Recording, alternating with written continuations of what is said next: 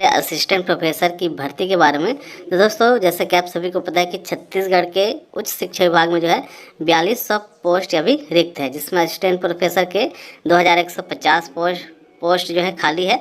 और इन पदों पर जो भर्ती है वह जल्द होने वाली है। और भर्ती से पहले दोस्तों जुलाई में जो है सेट पेपर जो सीजी सेट होता है वह आयोजित की जाएगी, जो कि व्यापम के माध्यम से आयोजित की जाएगी। लेकिन जो असिस्टेंट प्रोफेसर की भर्ती संबंधी जो भर्ती परीक्षा है वह आपके सीजीपीएससी के माध्यम से शुरू की जाएगी। यहाँ पर प्रपोजल सीजीपीएससी को भेजा जाएगा। और यह जो पोस्ट है मतलब टोटल जो है 2150 पदों के लिए प्रपोजल पीएससी को भेजा जाएगा। और जल्द ही इससे संबंधित जो भर्ती प्रक्रिया है वह शुरू होने वाली है। उच्च शिक्षा सचिव का कहना है कि 2150 पदों पर असिस्टेंट प्रोफेसर की भर्ती के लिए तैयारी तेज़ी से चल रही है। और तैयारी पूरी होने के बाद प्रपोजल पीएससी को भेजा जाएगा। मतलब पीएससी के माध्यम से छत्तीसगढ़ असिस्टेंट प्रोफेसर की भर्ती होने वाली है, जो कि पहले भी पीएससी के माध्यम से ही इसकी भर्ती हुई थी। उससे पहले जुलाई में जो है सीजी सेट का आयोजन होगा। और सीजी सेट के साथ ही साथ आप सभी को पता है कि सीजी टेट का भी आयोजन होगा। और उस सीजी टेट के बाद जो है शिक्षक भर्ती भी आने वाली है।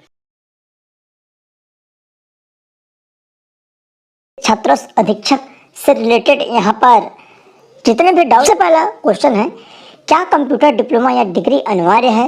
ये हर किसी के मन में है, क्योंकि जो ऑनलाइन फॉर्म भरा रहा है वहाँ पर भी मेंशन कर दिया गया है कि क्या आप कंप्यूटर प्रशिक्षित हैं। तो मैं आप सभी को बता देना चाहता हूँ। चलिए मैं आपको जो विज्ञापन है प्रूफ के साथ आपको दिखाऊंगा, तो यहाँ पर क्या योग्यता रहेगी। देखिए यहाँ पर सबसे पहले शैक्षणिक जो योग्यता है वहीं पर दिया हुआ है, हायर सेकेंडरी 10/2 उत्तीर्ण, ठीक है। और जो भी अभ्यर्थी 12वीं पास हैं सभी इसमें फॉर्म डाल सकते हैं। कंप्यूटर प्रशिक्षित अभ्यर्थी को अधिमान्यता दी जाएगी, केवल यही बोला गया है। हर बार के विज्ञापन में यही लिखा रहता है, आप लोग हर बार विज्ञापन देखते नहीं हैं, तो इसलिए आप सभी के मन में डाउट्स रहती है।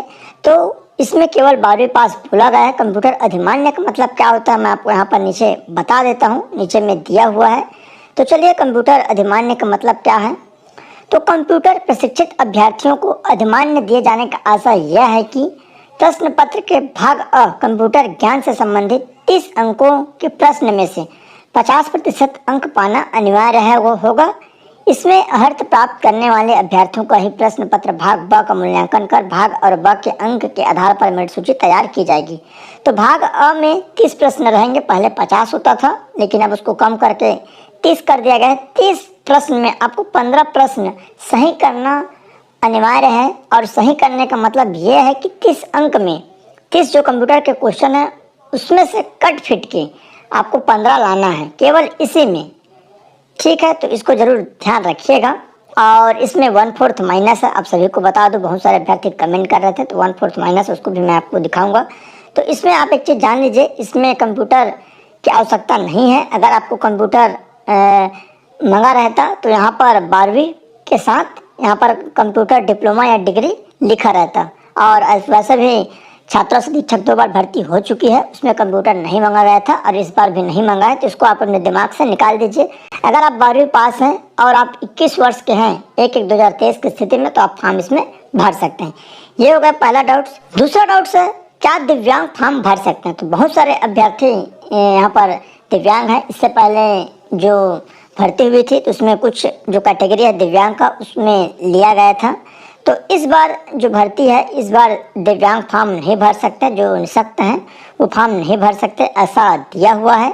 और जो ऑनलाइन आप फॉर्म भर रहे हैं वहाँ पर भी आपको मेंशन है। और साथ ही साथ इस बार इसको चेंज किया गया है, तो चलिए मैं आपको दिखा देता हूँ क्यों चेंज किया गया। करते हैं, यहाँ पर आप देखिएगा 3 नंबर में समाज कल्याण विभाग मंत्रालय महानदी भवन रायपुर के ज्ञापन क्रमांक FF सरल क्रमांक दिनांक 29/9/2014 के प्रशिष्ट के सरल क्रमांक 4861 पर वार्डन मेट्रन के लिए निःशक्तता अमान्य की गई। विभाग के छात्रों से अधीक्षक का कार्य प्रकृति के उपयुक्त दर्शित सरल क्रमांक 4861 के अनुरूप ही होने के कारण अधीक्षकों को निःशक्तता अमान्य करने के संबंध में कार्यालयीन पत्र क्रमांक यहाँ पर दिया हुआ है। दिनांक 12/9/2023 द्वारा संचालक समाज कल्याण संचालनालय रायपुर को प्रेषित तथा कार्यालयीन पत्र क्रमांक स्थापना दिनांक 4/10/2023 द्वारा विभाग को प्रेषित पत्र के निर्णय के अध्ययन होगा।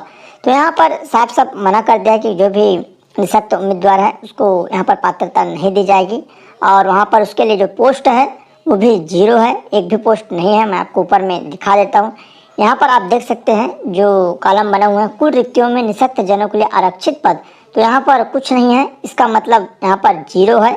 आप जो निःशक्त जो भी अभ्यर्थी हैं उसके लिए थोड़ा सा बेड न्यूज़ है, तो आप ज़रूर देख सकते हैं अपने स्तर पर, अगर आपको कुछ करना होगा तो उसके लिए यहाँ पर इस बार सीट नहीं है। तो ये क्लियर है। चलिए तीसरी जो डाउट्स है उसके तरफ बढ़ते हैं। मैं आपको बेहतरीन जानकारी देने की मतलब कोशिश कर रहा हूँ, तो निश्चित ही आप अच्छे से देखिएगा। तीसरा यहाँ पर डाउट्स है, यह पद अस्थायी है कि स्थायी, क्योंकि बहुत सारे अभ्यर्थियों के मन में डाउट्स है कि यह पद 3 वर्ष की है कि अस्थायी है, क्योंकि वहाँ पर लिख दिया गया है। तो चलिए मैं उसको आपको जिसके भी डाउट्स है उसको क्लियर कर देता हूँ। यहाँ पर देखिएगा, यह नियुक्ति पूर्णतः अस्थायी है, अतः एवं नियुक्ति की निर्धारित शर्तों का पालन नहीं होने पर किसी भी समय सेवा समाप्त की जा सकती है। चयनित उम्मीदवारों की नियुक्ति 3 वर्ष की परीक्षा अवधि पर होगी। तो दोस्तों आप सभी को मैं बता दूं, कोई भी जो वैकेंसी निकलती है, विज्ञापन निकलती है, उसमें यही लिखा रहता है कि यह जो पद है अस्थायी ही रहती है। कोई भी पद जो निकलती है अस्थायी ही होती है। 3 वर्ष आपका कंप्लीट होने के बाद, अगर आपका 3 वर्ष का कार्यकाल अच्छा है, उसके बाद आपको नियमित किया जाता है, रेगुलर किया जाता है। 3 वर्ष तक आप अस्थायी रहेंगे। अगर 3 वर्ष का कार्यकाल आपका अच्छा नहीं है तो हो सकता है आपको निकाल भी दे, और हो सकता है जो परीक्षा अवधि है वो बढ़ाई भी जाती है। और ये जो मतलब चांस है बहुत कमी आता है, 0% रहता है। अधिकांश लोग ऐसे मतलब बहुत कमी होता है कि जिसको निकाल दे। तो आप ये जो भर्ती है रेगुलर भर्ती है, नियमित भर्ती है। हर जो वैकेंसी निकलती है, अधिकांश विज्ञापन सभी में अस्थायी लिखा रहता है, क्योंकि आपका 3 वर्ष की सेवा अवधि रहती है, परीक्षा अवधि, उसको आपको पूर्ण करना रहता है सही, क्योंकि आपका परफॉर्मेंस अच्छा रहेगा तो आपको यहाँ पर 3 वर्ष बाद रेगुलर नियमित कर दिया जाएगा। तो ये पद नियमित है, इसको आप अपने दिमाग से निकाल दीजिए कि यह संविदा है कि अस्थायी है। तो ये नियमित भर्ती है, रेगुलर भर्ती है। चलिए आगे जो डाउट्स है उसकी तरफ बढ़ते हैं।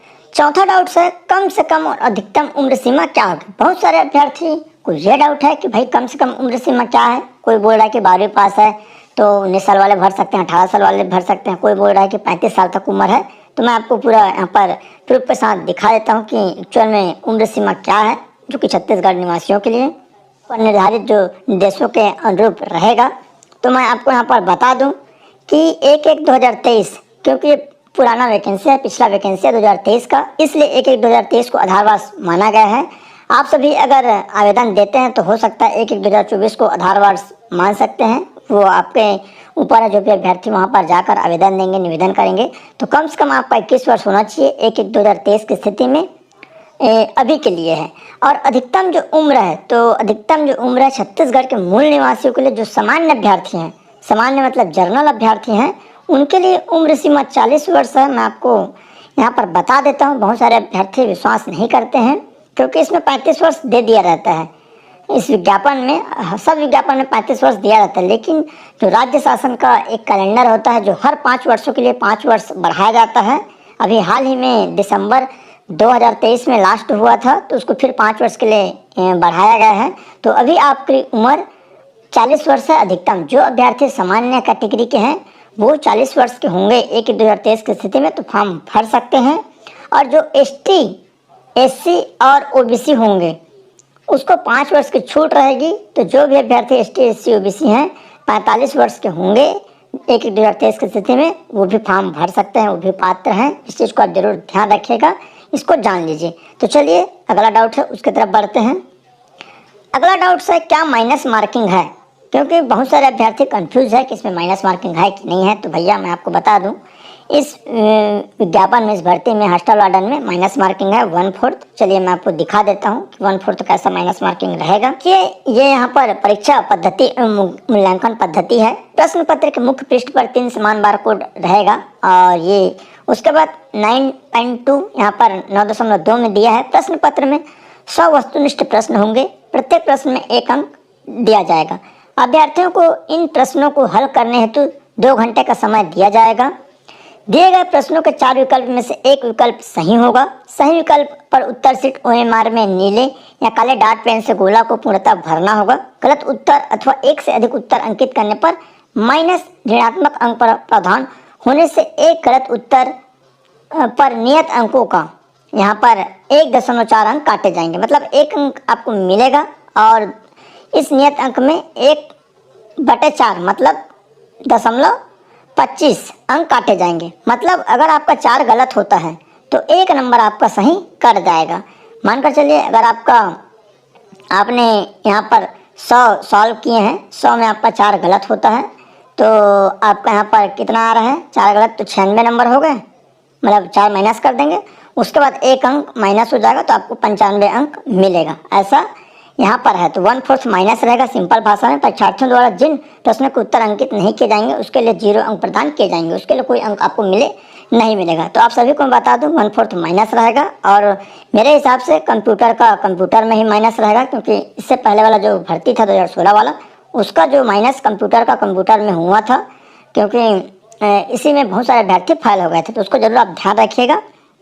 तो ये माइनस की बात है। अगले चलिए जो डाउट्स है उसके तरफ बढ़ते हैं। शैक्षणिक योग्यता क्या है? तो शैक्षणिक योग्यता केवल 12वीं पास है। जो भी अभ्यर्थी 12वीं पास है, कोई भी सब्जेक्ट से, आर्ट्स हो, साइंस हो, कॉमर्स हो, मैथ्स हो या एग्रीकल्चर हो, अगर आप 12वीं पास हो और 21 साल आपकी उम्र हो चुकी है तो आप इसमें फॉर्म भर सकते हैं। कंप्यूटर की आवश्यकता नहीं है।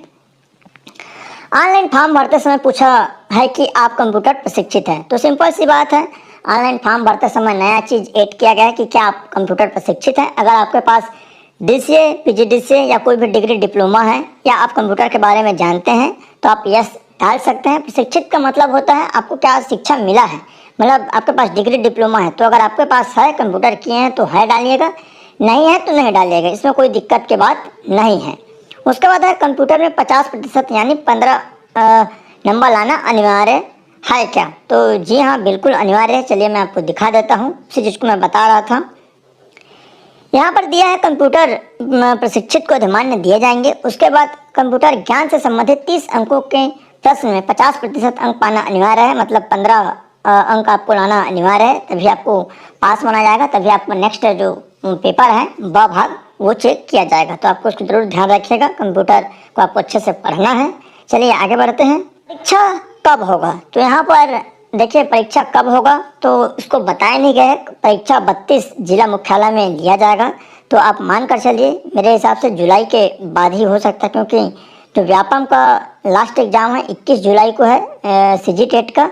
तो इसके बाद हो सकता है सेट का एग्ज़ाम हो और सेट के बाद आपका ये हॉस्टल वार्डन का एग्ज़ाम हो सकता है। तो मान कर चलिए जुलाई लास्ट या अगस्त फर्स्ट वीक में 15 अगस्त तक होने की संभावना मेरे हिसाब से बनती है। बट आप उसके हिसाब से तैयारी ना करिएगा। आप मान कर चलिए कि अगले महीना आपका एग्ज़ाम है, आप इसी बेस से तैयारी करिए, क्योंकि हो सकता है कभी भी एग्ज़ाम भी व्यापम जारी कर देता है। तो इसलिए आप बिल्कुल भी रिस्क न लीजिएगा, आप अच्छे से तैयारी कर लीजिए, तो इसमें आपको दिक्कत नहीं होगी। क्या इसमें लड़की फॉर्म भर सकते हैं? तो बिल्कुल भाई, इसमें लड़का लड़की दोनों फॉर्म भर सकते हैं। बहुत सारे अभ्यर्थियों का कमेंट आ रहा था कि सर क्या इसमें लड़की फॉर्म भर सकते हैं? तो हाँ, बिल्कुल भर सकते हैं। इसके लिए पोस्टर भी है, चलिए मैं आपको दिखा देता हूँ। ये विज्ञापन है छात्रोत्सव अधीक्षक श्रेणी द का। टोटल यहाँ पर 300 पद है, जिसमें यहाँ पर ये कुल रिक्तियाँ हैं। यहाँ पर देख सकते हैं, यहाँ तक कुल रिक्तियाँ हैं। कुल रिक्तियों में यहाँ पर देख सकते हैं लड़कियों यानी मतलब महिलाओं के लिए, सॉरी यहाँ पर महिलाओं के लिए जो सीट है, अनारक्षित में यहाँ पर 34 सीट है। अनारक्षित मतलब सामान्य, अनुसूचित जाति में 9 सीट और अनुसूचित जनजाति में 34, अन्य पिछड़ा वर्ग में 11 सीट। ये केवल महिलाओं के लिए। उसके बाद भूतपूर्व सैनिकों के लिए भी अलग है, तो इसको देख सकते हैं, इन्हीं में से है। और उसके बाद जो यहाँ पर एक बैकलॉग पद है, बहुत सारे अभ्यर्थी बैकलॉग का मतलब समझ नहीं पा रहे हैं। तो बैकलॉग का मतलब ये है, ये केवल अनुसूचित जनजाति के लिए बैकलॉग है।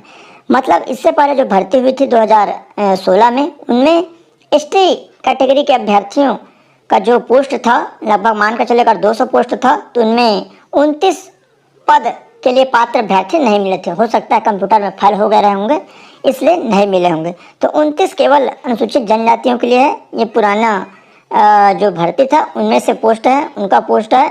उनमें से जो बचा हुआ पोस्ट है अनुसूचित जनजाति का, एसटी का, उनके लिए बस है। तो बैकलॉग मतलब पिछली भर्ती का होता है। चलिए अगले आगे बढ़। कितनी है, बहुत सारे अभ्यर्थी सैलरी पूछ रहे थे और बैकलॉग अभी मैं बता दिया हूँ बैकलॉग पद क्या है, और सैलरी पूछ रहे थे बहुत सारे। तो भाई देखो 2400 ग्रेड पे में है। इसका जो बेसिक है 25,300 बेसिक है, जो स्टार्टिंग आपको पेमेंट रहेगा। इसके बाद इसमें डीए जुड़ता है। डीए भी 42% है, 46% होने वाला है। तो लगभग 11,000 रुपये आपका यहाँ पर डीए जुड़ेगा। 2,000 आपका इसमें हाउस रेंट जुड़ेगा। तो 25 10 35, 35 2 37 और एक 38,000 और लगभग 200-300-500 रुपये, लगभग 39,000 या 38,000 के आसपास आपका टोटल सैलरी बनेगा। उसमें लगभग 4,000 के आसपास कटेगा। तो आपको लगभग 34 से 35,000 रुपये मिलेगी इन हैंड कैश। तो इसके मतलब बहुत सारे अभ्यर्थी पूछ रहे थे कि कितना तनख्वाह मिलेगा। तो लगभग 34-35,000 आपको 100% मिलेगा। ये आपकी सैलरी की बात है।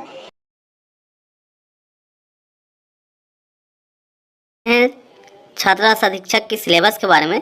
तो दोस्तों इसका जो पेपर है वह टोटल 100 अंक का रहेंगे।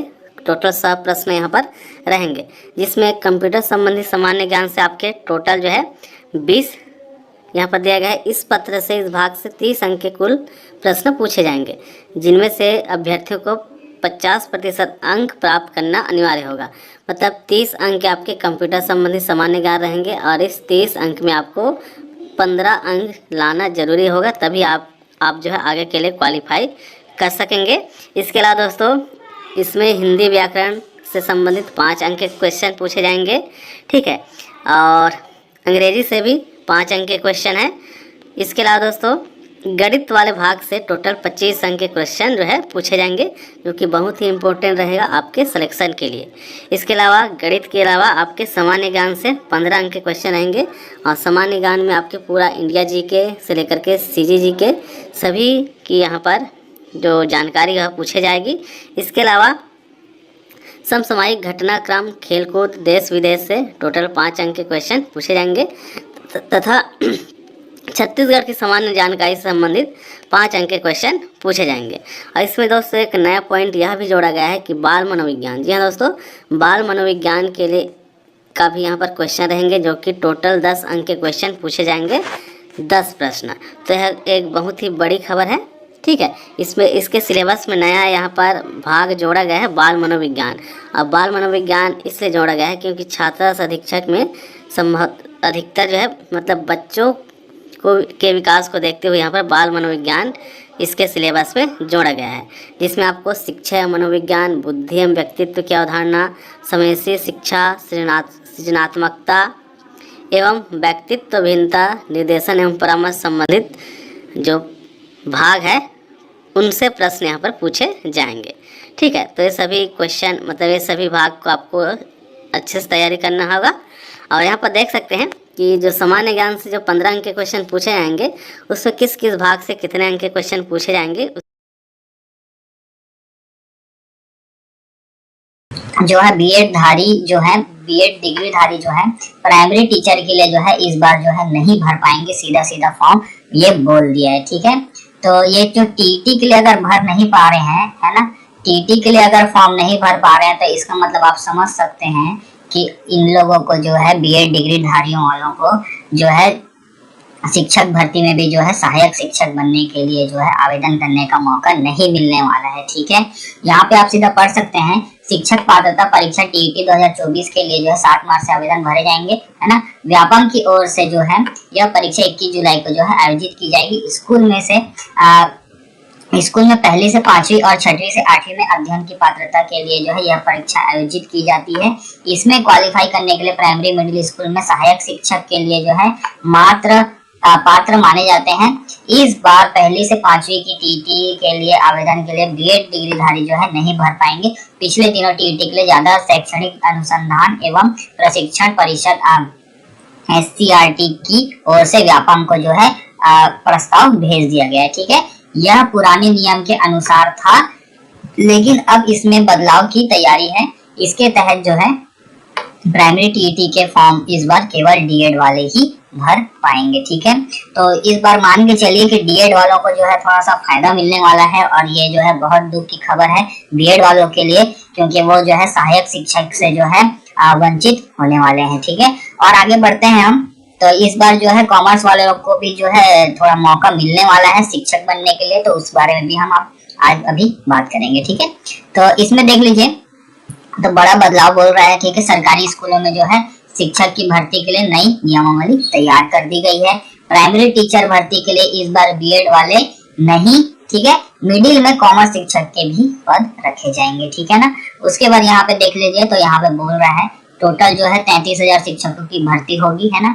इसमें जो है आपका सहायक शिक्षक के लिए जो है डीएलएड मान्य होगा। ठीक है, बीएड वाले जो है इससे वंचित हो जाएंगे। और उसके बाद आगे बात करें तो ये जो है जानकारों ने बताया कि पिछले साल जो है सुप्रीम कोर्ट ने जो है अपने एक फैसले में कहा था कि प्राइमरी टीचर के लिए बीटीसी यानी बेसिक ट्रेनिंग सर्टिफिकेट वाले पात्र माने जाएंगे। इसका असर कई राज्यों में शिक्षक भर्ती पर पड़ा।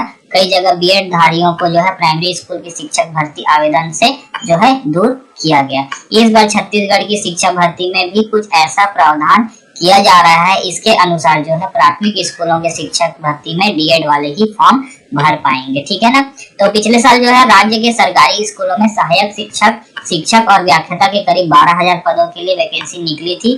तब प्राइमरी टीचर के लिए बीएड धारियों ने भी फॉर्म भरा था। गौरतलब यह है कि प्रदेश के जो है 146 कॉलेज में जो है टोटल जो है 14,400 सीटें हैं सिर्फ बीएड की। ठीक है, तो हर साल मान के चलिए बीएड वाले जो है 14,400 छात्र जो है बीएड से जो है पास आउट हो रहे हैं। उसके बाद यहाँ पे देख लीजिए, तो 12,000 से अधिक जो है छात्र जो है यह डिग्री पूरी करते हैं। शिक्षक भर्ती के नए नियम के असर इन पर जो है पड़ने वाला है।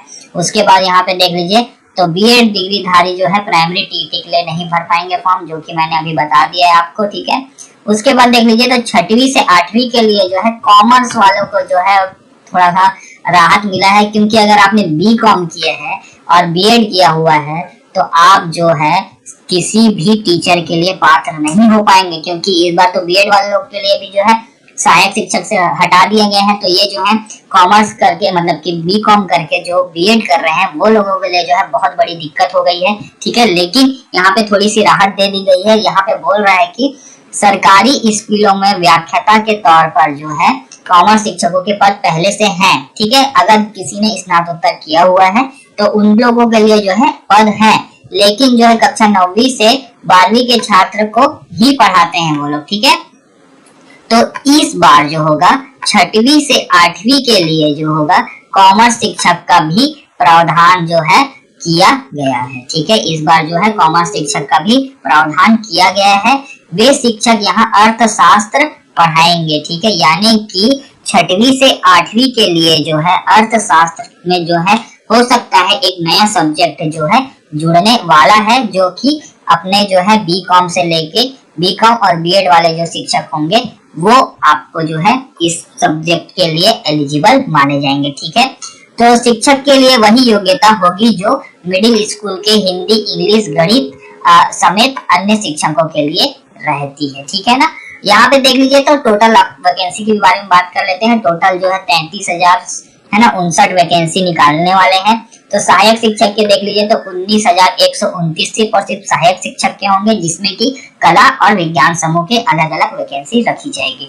असिस्टेंट टीचर, लैब अटेंडेंट, सहायक की बात करें तो इसमें जो है 3212 पोस्ट रखे जाएंगे। ठीक है, इसमें जो है सिर्फ और सिर्फ 12th पास ही जो है मांगा जाता है। आपने अगर विज्ञान विषय के साथ 12th पास किया है तो आप इसके लिए एलिजिबल होंगे। शिक्षक की बात करें तो शिक्षक में आपका ग्रेजुएशन प्लस आपका बीएड होना चाहिए, है ना। और साथ में अगर आपने बीएड नहीं किया है, अगर आपने डीएड डीएलएड भी किया है तो आप शिक्षक के लिए जो है पात्र माने जाएंगे। उसके बाद शिक्षक कृषि की बात करें तो इसमें जो है पर्टिकुलर सब्जेक्ट होना चाहिए आपका स्नातक में, और साथ में आपका बीएड डीएड होना चाहिए। ठीक है, व्यायाम शिक्षक की बात करें तो इसमें जो है इसमें न्यूनतम शैक्षणिक योग्यता रखी जाती है। इसमें आपका जो है डिग्री या डिप्लोमा का तो मुझे एग्जैक्टली याद नहीं आ रहा है, लेकिन डिग्री इसमें अगर आपने किया है फिजिकल एजुकेशन में, तो आप जो है इस पद के लिए एलिजिबल हैं। फिर ग्रंथपाल की बात करें तो इसमें बी लिप और डी लिप का मुझे इसमें नहीं पता है डिप्लोमा वालों का, लेकिन बी लिप वाले जो है इसमें एलिजिबल होंगे। व्याख्याता का तो सभी लोग जानते हैं, आपने पोस्ट ग्रेजुएशन प्लस बीएड किया है तो आप जो है इसके लिए एलिजिबल होंगे।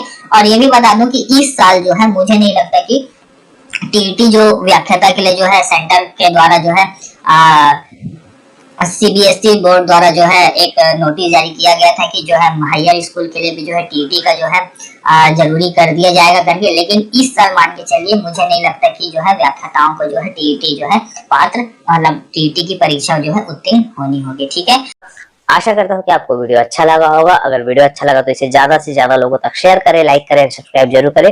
वीडियो देखने के लिए आप सभी को बहुत बहुत धन्यवाद।